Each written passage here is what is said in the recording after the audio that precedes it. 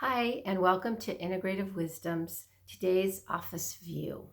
I'm Verna Fisher, and this week I wanted to talk a little bit about career goals and how we're doing with those.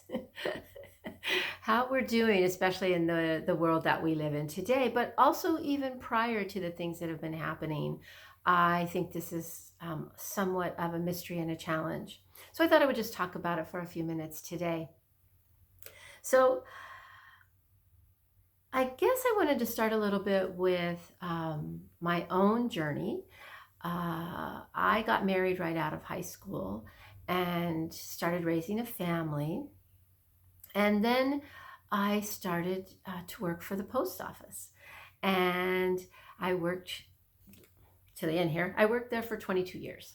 22 years at the post office, and everyone in the post office thinks that you will retire there because it is safe, it's secure. Back then you have benefits that really are pretty good for someone who has no education. All right, so that was where I was at.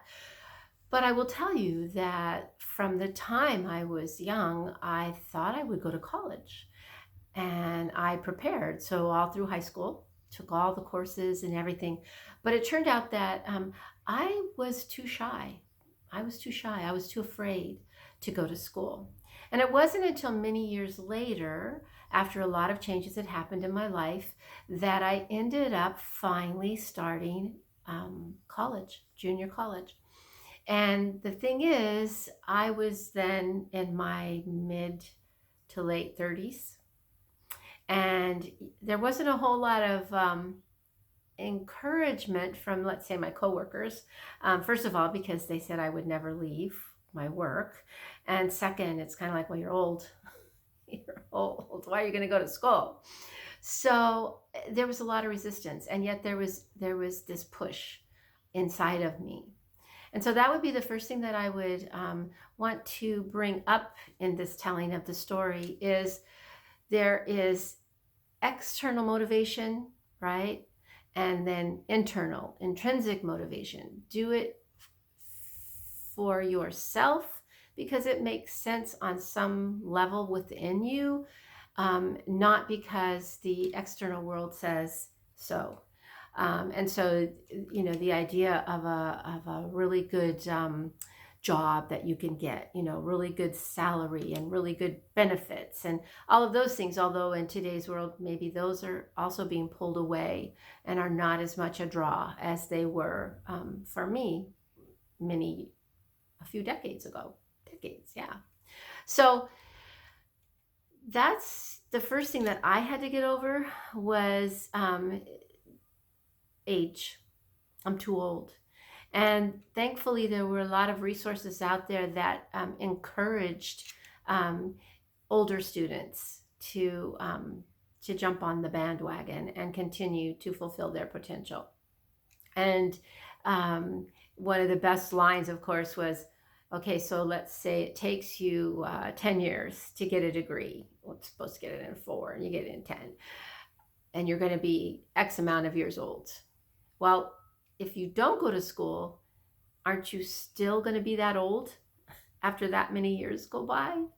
So that really helped me and really put it into a context that I could buy into. And I think that's the other thing that's really important. For each of us, it's going to be a little bit different process because our personality is different, because our motivation, things that compel us to move forward are different. And so again, most of the things in integrative wisdom require you to do a little bit of inside work and to stop and to pay attention. Really, what I'm hoping with integrative wisdom and soul catalyst work is that you will pay attention to an inner, deeper part of yourself and not just go with the easy way or the most expedient decision and choice.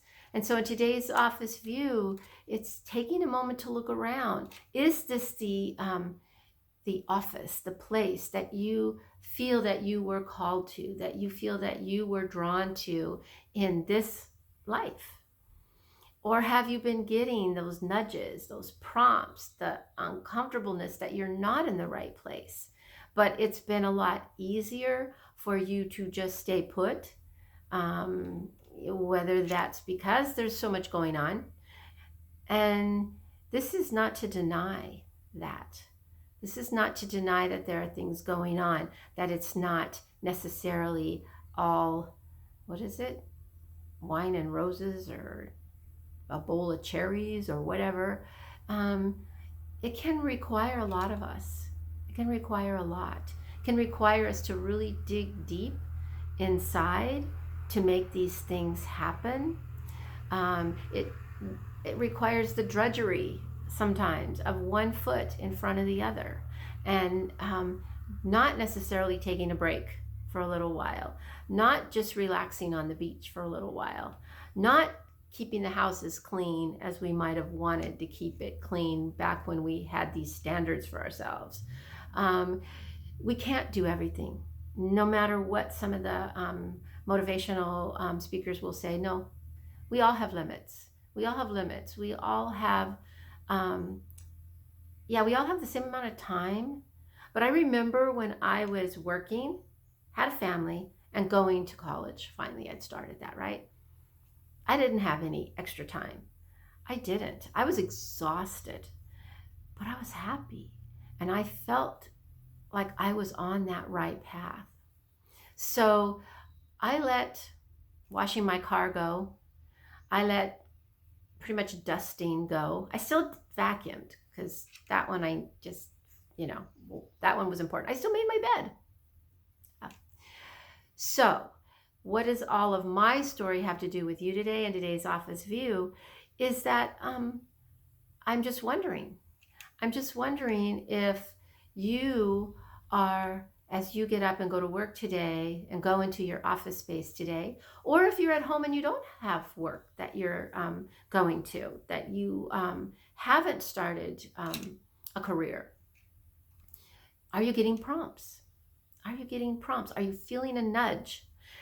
And the important thing is, between these nudges is not because somebody outside of you necessarily, unless they're going to be your kind of angel and guide pushing you, because that's who the universe put in your path. But if it's, well, you need to make something of yourself, or you need to make more money, or that's not a prestigious job, or it's not secure, those are probably not going to be the soul prompts. Probably not.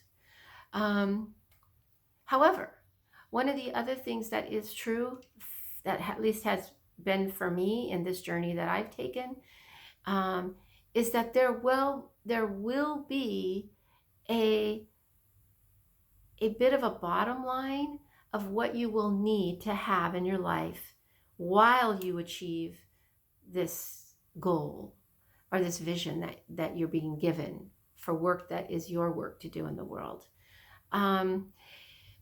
It's not that we can just drop everything that's in our life. We carry with us a sense of responsibility to those in our life that are ours. So whether that's our children, our parents, whatever it might be that's in our life personally, those are not negotiable. And so we incorporate them in this goal that we are feeling, or this path that we feel we're being asked to travel. In the same way, basic security, basic needs that we will have, we have to take care of those at the same time. So we don't have the luxury of necessarily quitting a job and going to school.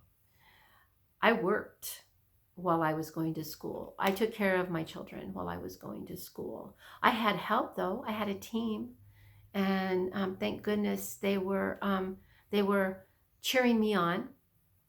And so finding a team, finding those individuals who will support you as you attempt to follow your soul's path, your soul's journey.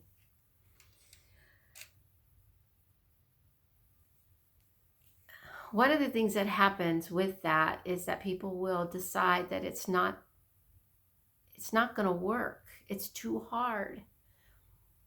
And the possibility is it's going to be really hard. It's going to be really hard. But I know for me, what happened was the soul was pushing so hard that I had this sense of, if I don't do this, I will die. I will die. And that is very interesting to experience that. And so you may find that you have been too comfortable. And maybe you felt like you really don't want to work that hard. And yet you're getting the messages. You're getting the messages. So perhaps right now it would be good to just close your eyes, feet on the floor, and take a nice deep breath. And just take that moment to listen in.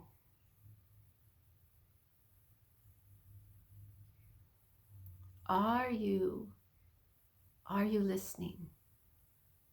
Is there something else that is your work?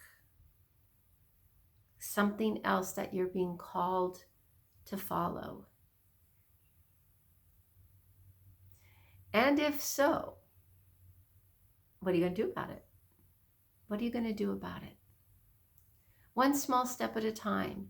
And I'm not even sure, this is kind of weird, and this is really hard for us in our goal-oriented world that we live in. We may never make the final destination. It may be just the journey. There is not one day guaranteed. There is not. There is no safe route. There isn't. And so it can really push your buttons. It can really test you. Do you trust? Trust life. Trust the process. Trust the divine. Trust your connection to something bigger, larger, deeper. Big questions for this early morning. I hope that you will ponder them, and I hope that you will begin to listen, and then take a step. Take a step. We need you. We need each of us. We need each of us to listen and to trust and to take those steps. We can do it. And what a great place it'll be when we're all living from that soul place, the deepest, truest part of who we are. All right, here's to a great today. Here's to a great office view. Bye.